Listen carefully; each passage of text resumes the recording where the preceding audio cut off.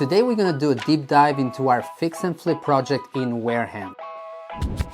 This is a really good project starting out for someone new to the real estate investing business. It's a newer house, was built in 1960. I love that part about it because really there's not much that can go wrong with a house that was built in 1960 or later. Smaller houses, amazing. If you can start out with a 2-bedroom, 3-bedroom home, that would be great. I would probably stay away from anything that's a 1-bedroom single family because now you're limiting your pool of buyers. There's a lot less people looking for that, but 2 and 3 bedrooms, plenty of people looking for that. And it's a lower price point, right? It's an entry-level home, so you get a lot of buyers looking for this type of property. As a builder, fix and flipper, you want to sell properties where you have a lot of buyers. We can get higher offers that way. Being quick, in and out fast, right? Because if you drag your project, that means that you're paying a lot more interest and the market might change on you. So whenever you are buying an investment property with the intention of renovating and selling, you gotta be quick. And small house will help you with that. There's no question about it. And raising capital and all that part is so much less when you're starting out with a cheap house compared to if you're purchasing for 500 or 800,000, which those properties in Massachusetts are common. But the fact that you can buy something at $114,000 and make a 6-figure profit, which I'm gonna share with you guys, that's amazing. And then combine that with the age of the house, the size of the house, you are now limiting your downsides and you're really guaranteeing that you're gonna make a profit. So keep that in mind. Starting out, stay away from huge homes. By huge, I mean over 2,000 square feet. Stay away from older houses, especially antique houses, maybe built in late 1800s or early 1900s. Stay away from those because that will be a lot harder to make a profit on. Guys, we put a lot of work behind the scenes doing all these videos, right, for you and sharing content. And I ask just one thing in return. Subscribe to the channel as I have a goal to get to 1,000 members. So help me out there and share it with anyone that you think can find this helpful and valuable. All right, let's jump into the video.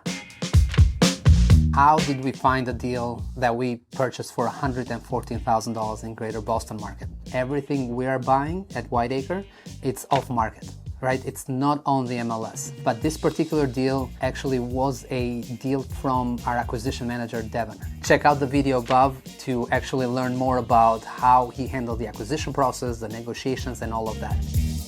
You probably are wondering, like, how much to offer to a homeowner if it's off market, right? It's not on the MLS, so you don't see the price. You're going out to someone saying, hey, if you are interested in selling, this is what I'm offering you, right? So you got to come up with a price. And I follow the 70% rule, so it's not a secret. A lot of fix and flippers use that formula, and it's a great formula. It does work all the time if you follow the numbers. 70% of the after repair value minus repairs. This is the 70% rule. Devon did schedule the appointment. He went out and looked at the house and he wanted to know how much we're gonna offer, right? So that's what we did. We took the 70% and we looked at comparable sales. Now, if you guys are just starting out, you might need to bring an agent on board to help you out with this. So for us, I went on the MLS.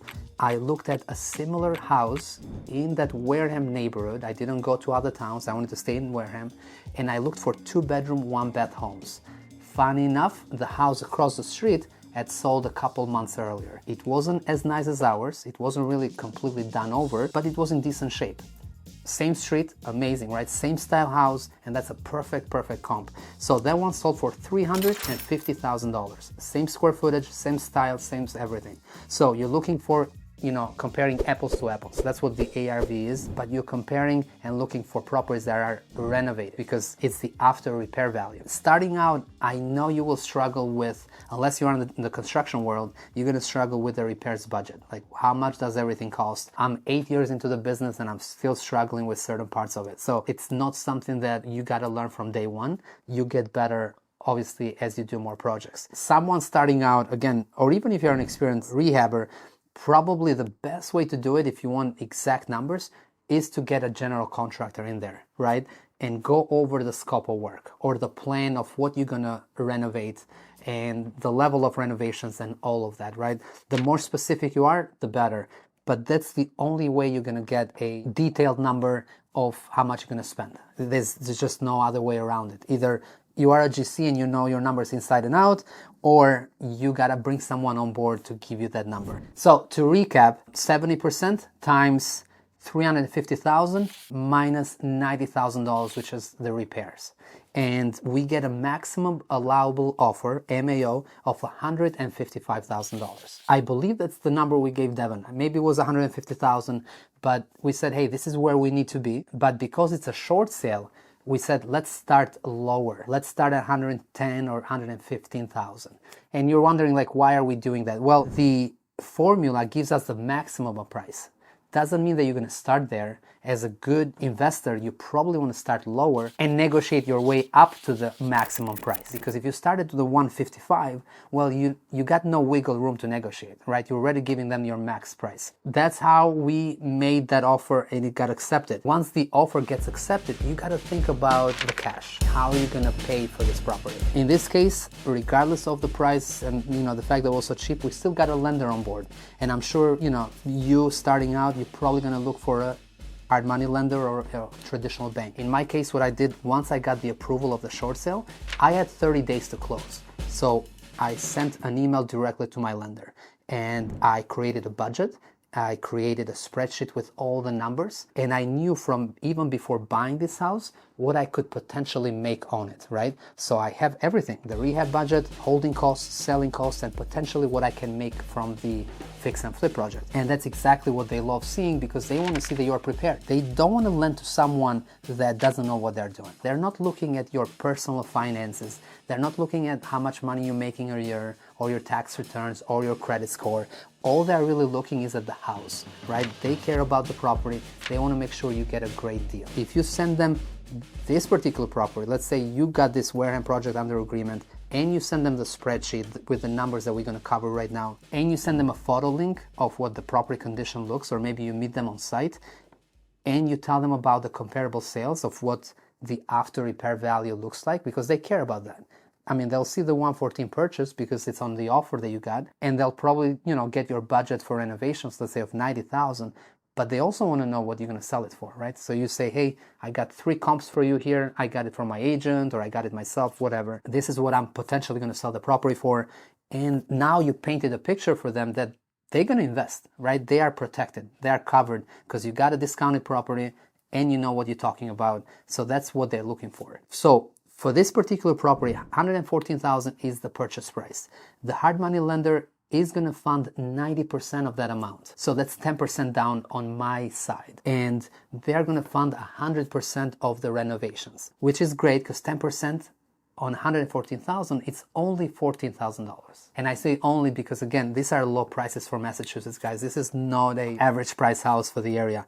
And it's really low amount of money to get started on fix and flip. So going back to what I was talking about, this being an amazing deal for someone starting out, that's what I meant. You don't need a lot of money to put into the deal. It's only 10% down, which on the purchase price of 114, it's 14 grand. You could probably, you have that saved, or you're probably going to find friends and family to help you with that. This hard money lender in particular charged us 10% interest on the total amount of the loan. Again, he's funding $100,000 for the purchase, 90 for the rehab, so his total loan is 190,000.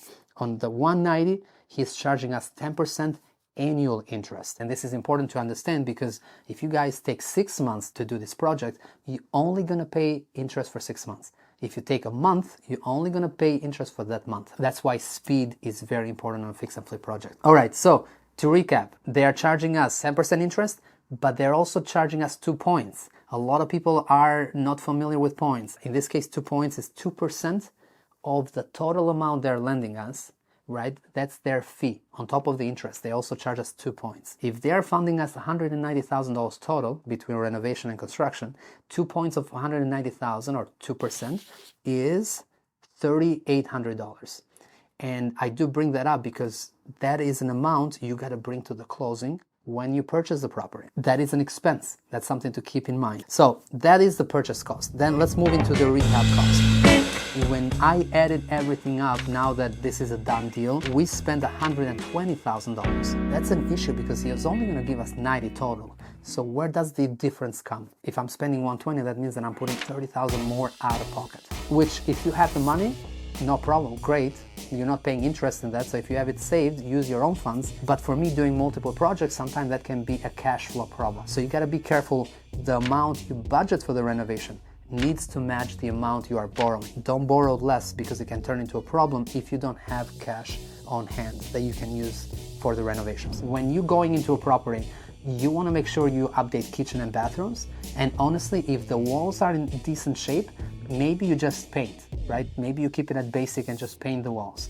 Now, if you got cracks in the walls and maybe they're in rougher shape, maybe think of doing skim coating. Sometimes we install another layer of drywall on top of the existing drywall. That will keep costs down, because now we're not really getting plumbing and electric and everything else replaced. And then in the worst case scenario, you do a full gut. I'm telling you this is because you want to keep costs down, right? And then by not gutting it, you're going fast. So keep that in mind as you're renovating homes. Focus on kitchen and bathrooms. Don't spend a lot of money if you don't have to. So when I mentioned the comparable sales earlier, keep an eye on what those comparable sales finishes look like, right? Because if you said that your project will sell for $350, so look at that house and see the one that sold for $350, what does it have for finishes? Granite countertops? Does it have updated kitchen or not? Does it have an updated bathroom or not? Those are the things I look at when I'm making a decision on how much do I have to renovate. If you don't have the construction knowledge, either bring a partner that does, or hire a general contractor. And guys, if you are out there doing deals or doing direct mail or doing direct to seller marketing, keep me in mind as a potential partner. I am going out there and actually partnering with different people. So if you want someone that can come in with an experience and the number makes sense, reach out. I would love to do more partnerships with local investors.